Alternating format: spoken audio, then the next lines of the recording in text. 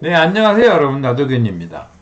오늘은 이 가슴 통증의 종류 네 번째 시간입니다. 종격동에서 생기는 가슴 통증에 대해서 말씀드리도록 하겠습니다. 가슴 통증을 일으키는 종격동에 있는 질환은 역류성 식도염하고 대동맥 이렇게 두 가지 정도 됩니다. 종격동이라는 것은 약간 이제 생소하실 수 있는데요. 종격동은 양쪽 폐가 있고 이렇게 가운데는 이제 폐가 없지 않습니까? 이 부분이 이제 종격동입니다. 그래서 아래쪽에는 심장이 있고요.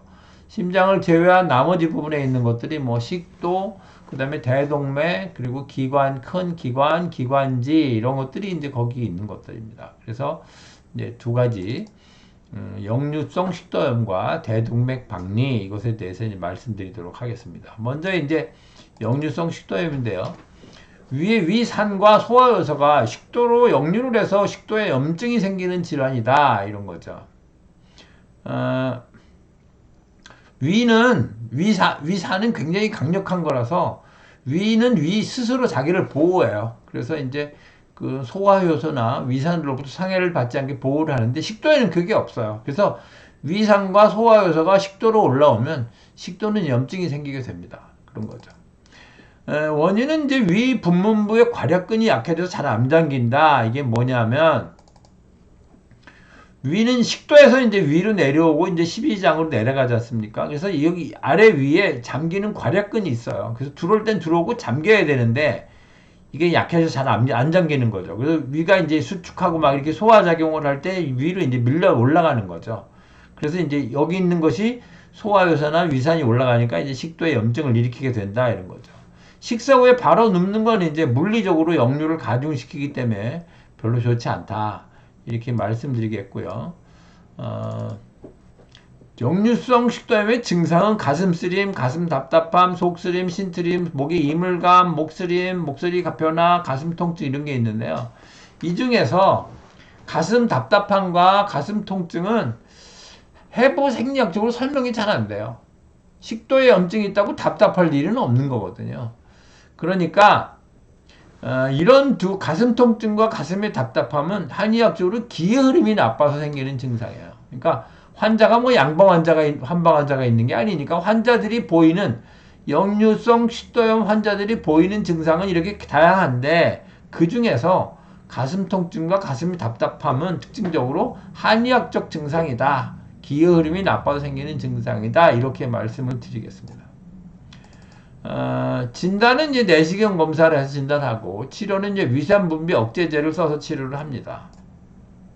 그런데 역류성 식도염은 한의학적으로 보면 기가 아래로 내려가지 못하고 위로 솟아서 생기는 기의 역류 때문에 생기는 증상이에요. 그러니까 한의학적 치료가 상당히 유효한 경우가 많고요.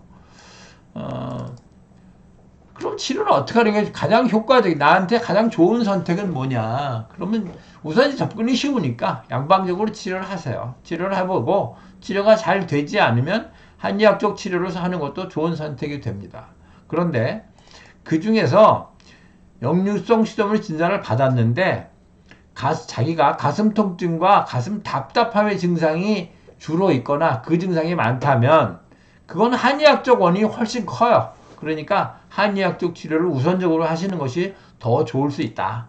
이렇게 말씀을 드리겠습니다. 그래서 이런 경우는 한의학적 치료를 선택하시라. 이렇게 말씀을 드리고요.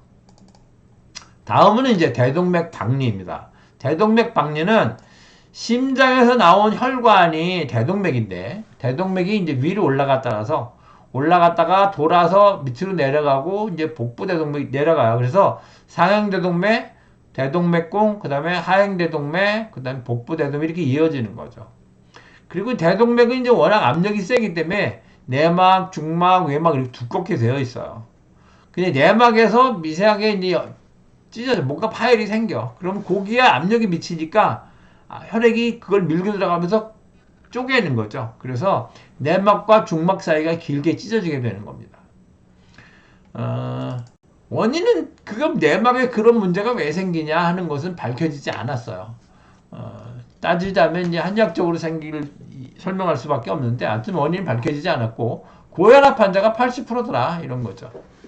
증상은 아주 격심한 가슴 통증, 그러니까 뭐 뭐 도끼로 쪼개는 것 같다, 뭐 칼로 째는 것 같다, 이런 아주 격심한 가슴 통증을 호소하고요. 예, 부위에 따라서 뭐 뇌로 가는 쪽에 혈관이 문제가 생기면 의식장애가 생기거나 실신, 뇌졸중 같은 게 생길 수 있고 혈압 떨어질 수 있고요. 그 다음에 이제 복부대동맥에 가서 문제가 생기면 하반신이 마비되거나 복통, 뭐 콩팥으로 가는 혈관을 막게 되면 이제 신부전증 이런 것이 생길 수 있고요. 그 다음에 이제 진단은 흉부 엑스레이하고 CT, MRI, 혈관 조영술 이런 걸 갖고 이제 진단하게 됩니다. 근데 치료는 이제 보존적 치료, 뭐 수술 이런 걸 하게 되는데 이 부위에 따라서 이제 진단법과 치료법이 굉장히 다양하고 여러 가지 수술법을 하게 됩니다. 한의학적 치료법은 없습니다. 이거는 한의학적 치료를 하시려고 그러지 마시고 그거 상당히 급한 병이에요. 그러니까 빨리 병원으로 가셔야 됩니다. 네, 오늘은 이제 종격동에서 생기는 가슴 통증의 종류에 대해서 말씀을 드렸고요. 오늘은 간단하게 여기까지 하겠습니다. 감사합니다.